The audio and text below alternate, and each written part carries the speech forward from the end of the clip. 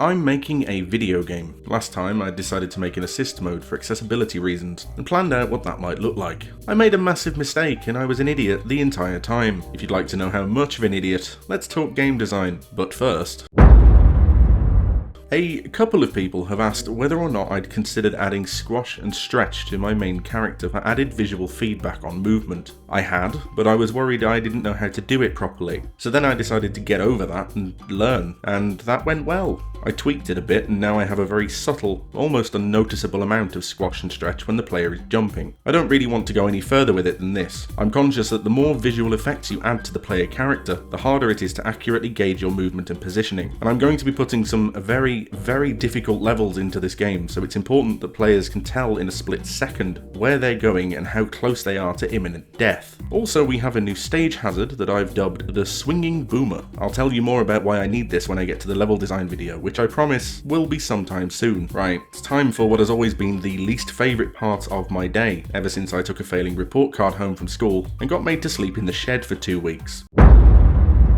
If you watched my last video, and if you didn't you possibly should, otherwise this part won't make sense, you'll recall that it was all about a game's intent. I went on about that for about 10 minutes and sounded very confident that I knew what I was talking about, and then I completely ignored myself. What I'd proposed was that you get given the option of an assist every time you die. I also decided that the intent for this game would be to make a challenging technical platformer in the style of Super Meat Boy. What I didn't realise while I was faffing my way through this is that those two things are diametrically opposed to each other. Can you imagine what Super Meat Boy would be like if every time you die the game said, "Hey, you died, do you need some help?" Rather than feeling supported, I think instead you'd just feel patronised. That means talking down to people. A couple of people pointed this out in the comments, and I have to say I kind of feel lied to. I was always led to believe that the comments section on YouTube was a toxic garbage fire, but then here you guys are with your insightful critique and helpful advice. I think we need more memes or something, so please comment with your freshest memes below. I have, as a result, utterly failed at designing the game in line with the intentions I had for it. That is a massive, abject failure of design. What's ridiculous is this should have occurred to me earlier, because it's a key problem with a game I've actually been playing a lot recently,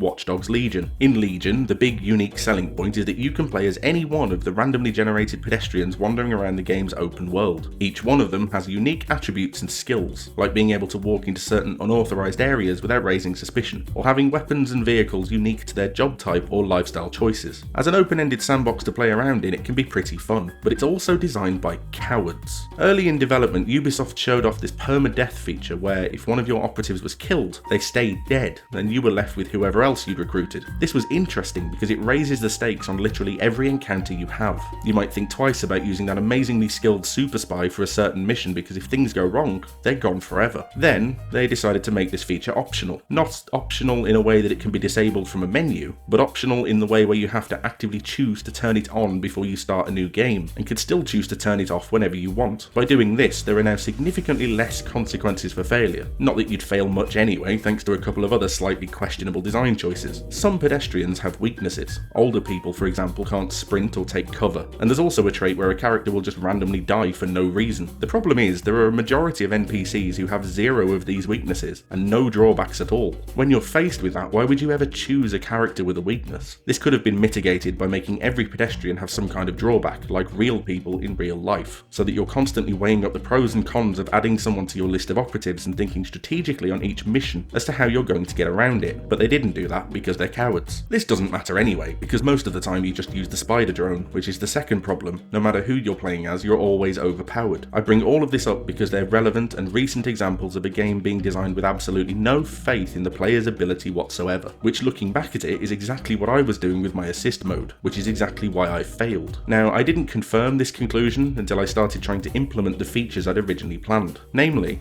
the double jump. As soon as I put in a working double jump, I realised that it opened up too many interesting level design opportunities, and was frankly too much fun to limit to an occasional optional feature. So now the game has a double jump, which also leads us to a teachable moment. Theoretical design should stay fluid until you come to implement that design. While it's a great idea to put your ideas down on paper, and to plan out your game with a roadmap so you know where it's going, this should all stay subject to change until you come to actually make the thing. Iterating and reiterating on your design is the best way to test the practical limits limits of your ideas. I want to talk a little bit more about the double jump because it's something that annoys me in a variety of games that I'm not going to name and shame because that'd be a little bit cruel. A double jump is only useful and a worthwhile inclusion if you design around it. Look at this example I've made. You'll notice the width between platforms and the height of each platform requires a double jump to access. I've seen numerous games like this, some of them from well-respected long-time developers both indie and AAA, and I can never get over the simple basic problem with it. If most of the jumps in your game require a double jump, then there's no point having a double jump because all you have is a slightly bigger jump that takes twice the button presses. That's not captivating game design, it's just busy work. What a double jump is actually good for is course correction, increased mobility, and challenging little snippets where the second of your two jumps is both reliant on and harder than your execution of the first one. Basically, if you're only using a double jump to have slightly taller walls, then just make your single jumps bigger because it doesn't matter. So part of the planned assist mode sort of made it in anyway, which is good. The idea also hasn't entirely gone because I've invented something that's much less insulting and much more transparent.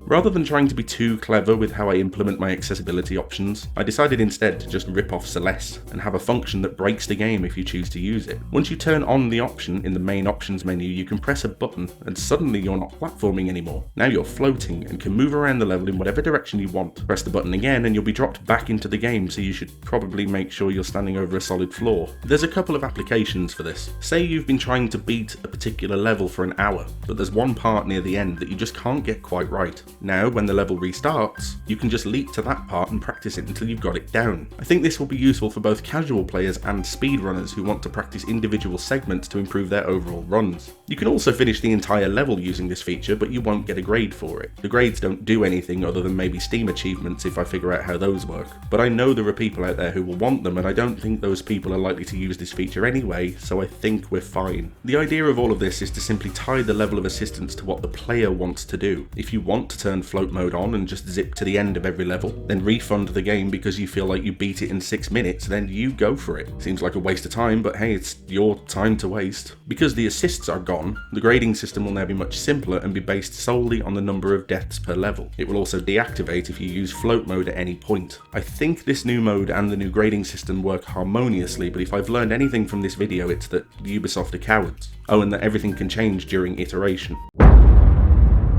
Boom, title screen. It's not finalised because the game still doesn't have a name, but the menu options work and you can scroll through them. This makes me feel a significant step closer to having a finished product for this game that currently has 0 levels. Now, there might be a menu option on there that's made you raise an eyebrow, something you weren't expecting to see, something that's got you intrigued. I know what you're thinking about. Yes, this game is going to have a plot, and yes, I roughly know what it is, and no, I won't tell you right now. In most games of this type, you have optional collectibles that are hidden behind much harder challenges, the bandages in Super Meat Boy or the strawberries in Celeste, for example. What I want to do is tie a tangible reward to these optional collectibles so that they're worth the time investment, and the plot that I have in mind, while it's not central to your enjoyment of the game, will add an extra dimension to the experience if you want it. So you'll collect 20 of these little diagnostic keys that are spread across all the levels that decode snippets of the game's story. You can, if you want, collect them in float mode, so I'm not locking content behind a skill wall, but I think the people I'm aiming this at will never consider that because they relish the challenge. Plus, eventually it's something you'll just be able to look up on a Steam guide, I imagine, if you don't want to have to collect them, so there's no point hiding it. One last thing to show off. Boom, level select screen. It scrolls in a pleasing way, it wraps around on the left, right, top and bottom, and it features spaces for 60 levels, because I am making a hard and fast call that when this game comes out on Steam, day one, there will be 60 levels. I think that's a reasonable amount given the size of each level, and there's always scope to add more in the future. One of the biggest problems in game design and development is what's known as scope or feature creep.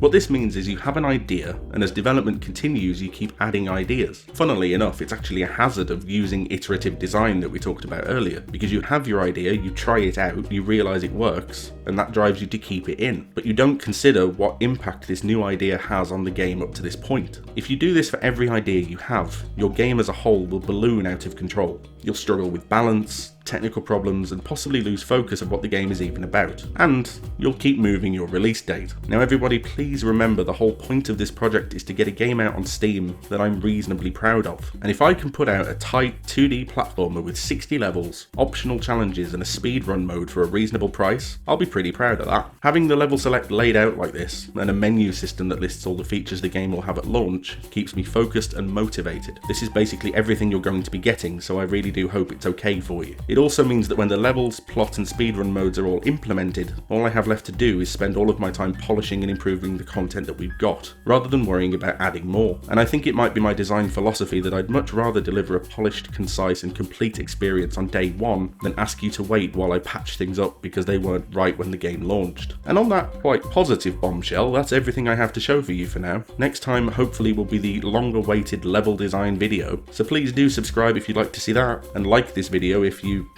liked this video. Thanks for watching, and I'll see you next time.